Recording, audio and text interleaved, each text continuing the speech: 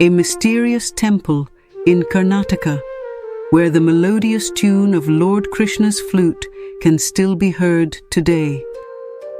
Many Hindu temples in India are associated with mythological tales. These mythological stories are the reason which draw people towards these temples. There is one such temple in India where people believe that Lord Krishna, even today himself, plays the flute here. And this melodious flute can also be heard by the visitors. This temple, located in Karnataka, is called the Venugopala Swami Temple. It is one of the most amazing and popular temples in Karnataka. The Venugopala Swami Temple, located at Hosa Kannambadi, near Krishna Raja Sagar Dam in Karnataka. An idol of Lord Krishna playing the flute is here in this temple. In Tamil, Venu means flute. That is why this temple is called Venugopala Mandir. It is said that the melodious voice of Lord Krishna's flute can be heard in this temple. But till date, no one has been able to find out where this sound comes from. This very feature of the temple makes it even more mysterious. The story of this temple of Lord Krishna seems very amazing and unbelievable. This temple is a great example of Hoysala architecture. In the 12th century AD, this temple was built at the same time as the Chenakeshava temple in Somnathpura, Mysore district. The temple complex was spread over about 50 acres, but in 1909, the dam project was conceived here. The KRS dam project meant that Kanambadi and other nearby settlements would be submerged underwater. Therefore, that time, Maharaja of Mysore, Krishna Raja, ordered the construction of a new village for the residents of Kanambadi and named it Hosa Kanambadi, New Kanambadi. After the completion of the KRS dam, the entire Kanambadi was submerged in water. The temple complex was located in the village of Kanambadi.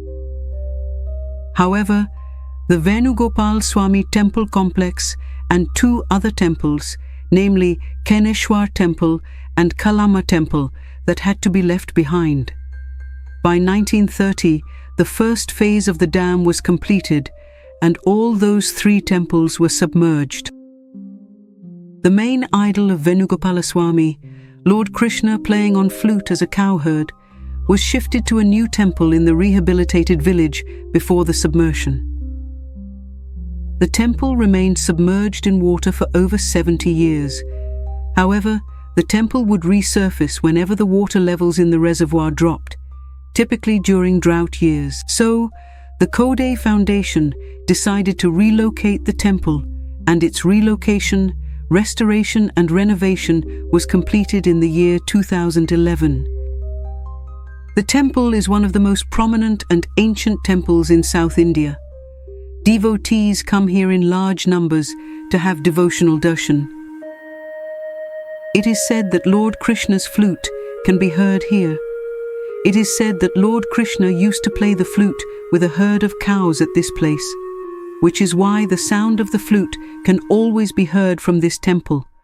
But no one has been able to find out where this sound comes from till today.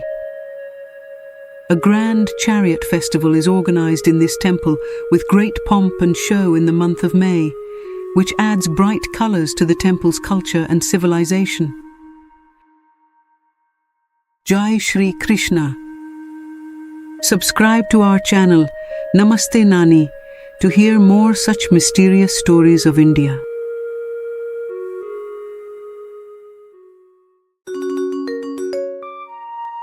A temple in India that was built by Lord Krishna's son, whose doors have remained closed for 118 years. Konark Sun Temple, India. This temple is famous not only for its unique architecture, but also for the fascinating stories behind it. It is said that this grand temple was built in honor of the sun god and once housed a floating idol of the sun god. Once upon a time, In the coastal town of Konark in Odisha, just a few kilometers away from the city of Puri, an amazing sun temple was built. The year was 1244, and King Narasimhadeva I, driven by his devotion to the sun god. But there's another story. One adds even more to this fascinating monument. It is said that Sambh, the son of Lord Krishna, constructed this temple. According to this story, this temple was built by Sambh, who was the son of Lord Krishna and Jamvati. He was very mischievous. Lord Krishna was deeply troubled by his unruly behavior. When Sambh's behavior did not improve, Lord Krishna, in his anger, cursed him severely. He declared that Sambh would be afflicted with leprosy, a dreadful disease that causes sores on the body and numbness in the limbs. He declared that Sambh would be afflicted with leprosy, a dreadful disease that causes sores on the body and numbness in the limbs. Due to the curse of Lord Krishna, Sambha had to endure severe pain for a long time. Then Rishi Katak advised Sambh to worship the sun god, Surya Dev. He undertook severe penance for 12 years, and Surya Bhagwan was pleased with his devotion. Lord Surya blessed Sambh, curing him of his illness. In gratitude to Lord Surya, he built a temple in his honor, and thus the first sun temple in Konark was constructed, the Konark Sun Temple. To highlight its significance to India's cultural heritage, the Konark Sun Temple is depicted on the reverse side of the Indian 10 rupee note. In 1984, UNESCO also recognized it as a World Heritage Site. The most distinctive feature of this temple was its chariot-like structure. This Gaint chariot was pulled by 7 horses with 24 wheels, symbolizing the 7 days of the week and 24 hours of the day, respectively. Remarkably, these wheels also functioned like a sundial, which tells the time accurately using the sun's rays even after 770 years. Upon entering the temple, one encounters statues of lions on both sides. One lion is attacking an elephant underneath it, and underneath that elephant is a human. It is said that these statues illustrate human vices. The lion symbolizes human pride, while the elephant represents the lure of wealth or possessions. If someone becomes addicted to these two things, it can destroy their life. The temple walls were adorned with exquisite and captivating sculptures. It was constructed in the Kalinga architectural style. When the first rays of the morning sun fell upon the idol of Lord Surya, placed in the sanctum sanctorum, the entire temple would illuminate with light. Also, there was a statue in this temple that appeared to float in the air. The mystery behind this was a massive 52-ton magnet installed in the upper part of the temple. This magnet kept the statue suspended in the air. In the lower part of the temple, iron and magnets were used to connect 2 stones together. This created a tension between them. Dharmapad, the brave young son of the fierce Maharana, knew how to balance a third magnet between these 2 magnetic stones. For this reason, the idol of Lord Surya was placed in the middle of the temple. Dharmapad explained to the craftsmen how to do it, and this way, the statue of Lord Surya floating in the air became the highlight of this temple. However, in 1508, when Sultan Suleiman Khan attacked Odisha, he ruthlessly destroyed several temples, and when he entered the Konark Sun Temple to destroy it, he saw the statue of Lord Surya floating in the air. He was amazed. He ordered his army to attack the temple walls, and as they removed that magnetic stone, within minutes, the 200 feet tall main tower of the temple collapsed into a pile of stones. To save the temple from further destruction, the priests of Konark decided to hide the statue of Lord Surya by burying it in the sand. After the statue was removed from the temple, people stopped coming to worship Lord Surya there. In the same way, by the end of the 18th century, this small town turned into a dense jungle. In 1837, Scottish historian James Fergusson explored the Konark Temple and studied about it. Since then, this temple started gaining international attention.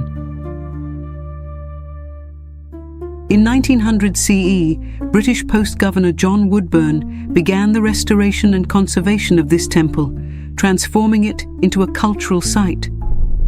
But later on, the British government sealed the main entrance of the temple with sand, mud, and stones, making it a mystery that remains unsolved to this day. The stories associated with this temple make us wonder if our ancestors were far ahead of their time. Kids, if you want to hear more mysterious and untold stories like this, subscribe to our channel Namaste Nani. 2 a.m. A temple of Lord Krishna that opens at 2 midnight, where the first offering must be made exactly at 3 a.m. Today, we will talk about the Thiruvarppu Temple in Kerala, dedicated to Lord Krishna. There are numerous temples of Lord Krishna across the country, each with its own unique significance.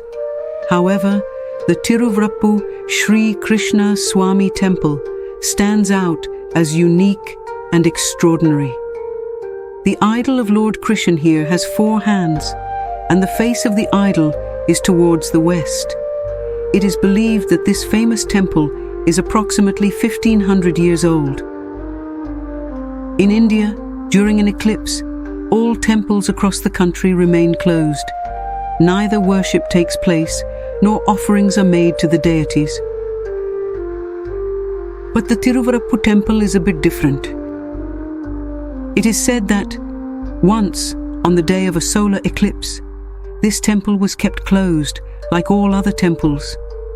However, the next day when the priests opened the temple, they were astonished to see the idol of Lord Krishna. The idol appeared much thinner than before, and his waistband had slipped down. Since then, the temple's doors have never been closed, even during an eclipse. Additionally, this temple is known for its beautiful architecture and the festivals celebrated here. But the most special feature of this temple is still the idol of Lord Krishna. The incident on the day of the solar eclipse left everyone amazed. Therefore, Adi Shankaracharya explained that this happened because Lord Krishna was left hungry for an entire day, and since then, offerings have been made on time every day in this temple. Here, the doors of the temple are opened exactly at 2 a.m. and the first offering to Lord Krishna is made at 3 a.m.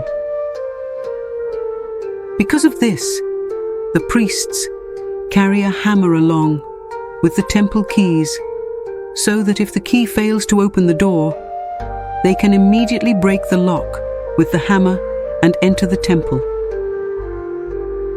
This idol of Lord Krishna depicts the form he took when he killed Kans. It is said that after this battle, Lord Krishna was very hungry.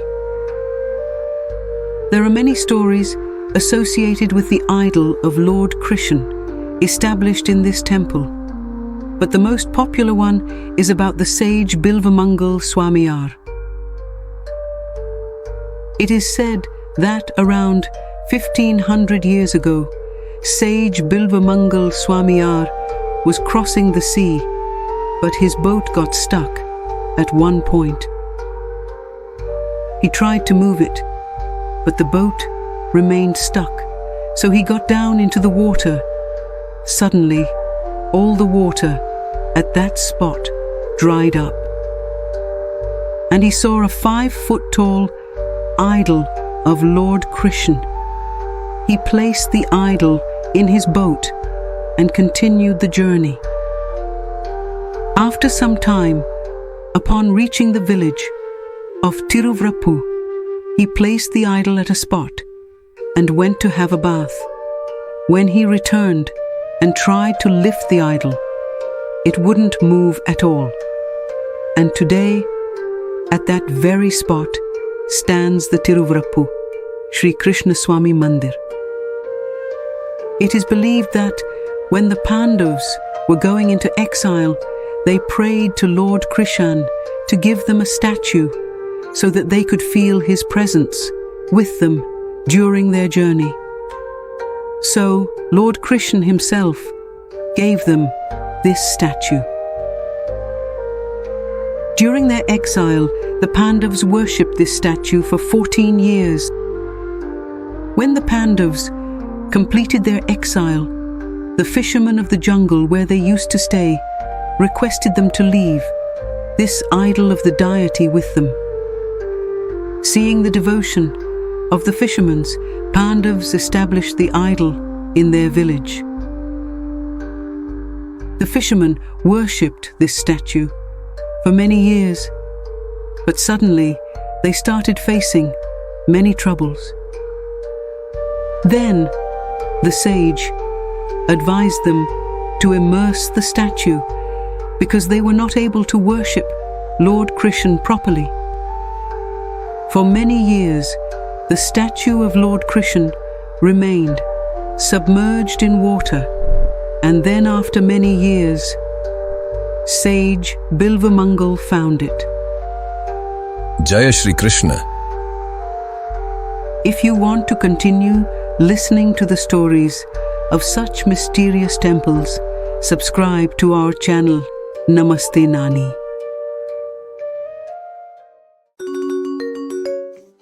On a good summer evening, kids giggle on the woven mat, eyes wide with anticipation to hear stories. Get ready, little ones. Today I will tell you some interesting facts about Ayodhya Ram Mandir. Imagine a temple taller than trees and wider than rivers. This is what the Ayodhya Ram Mandir will represent, the largest temple in all of India. After approximately 500 years of anticipation, it is set to be inaugurated and open its doors on January 22nd, 2024. As per its design structure, the height of the temple would be approximately 161 feet, along with 28,000 square feet of area. Also, the mandir is completely made up of stones. Instead of using iron or steel, elements like copper, white cement and wood are used. Special bricks with inscriptions such as Shri Ram are used in the construction process. Some of these bricks have not been utilized for over 30 years, referred to as Ram Shilas, adding a historical significance to their use in the temple's construction. The temple also has unique features in the design. The temple will be a double story, where the ground floor of the temple will depict the life events of Prabhu Shri Ram, the story of his childhood, and the first floor will depict the Ram Darbar. The authorities have also placed a time capsule 2,000 feet deep into the ground right below the temple. This time capsule carries information about Lord Ram and Ayodhya, his place of birth in Sanskrit. It is called Kal Patra in Hindi. The main purpose of placing a time capsule is to protect the identity of the temple so that people don't forget it in the future. So kids, Ram Mandir is not just about the past, it's about the future. And like Lord Ram's message of love and kindness, it's a treasure to be shared, not just in the present, but across generations. So go out there, and when you do, remember the love, the devotion, the magic woven into every stone, and let the spirit of Ram guide you toward a brighter tomorrow.